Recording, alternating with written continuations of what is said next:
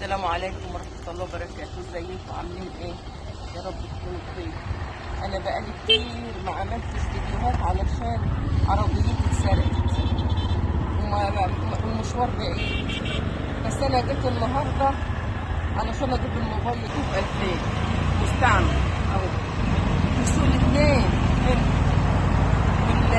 وفي ب1000 ونص وفي ب3 ارخص من المحلات اللي هي نص عمر يعني. معلش انا كنت عيانه قوي قوي قوي واخده دور برد، بس برد بقى عمل لي حساسيه على صدري، ما قدرتش اصور لاني ما قدرتش اقف والله، كل امشي شويه واقعد شويه.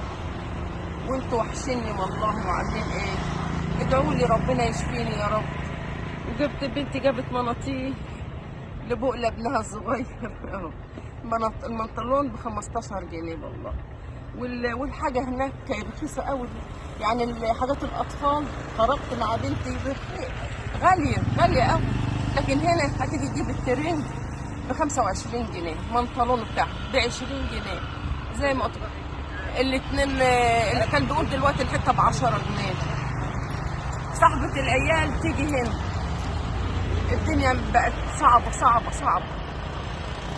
يلا اشوفكم على خير. السلام عليكم ورحمه الله وبركاته.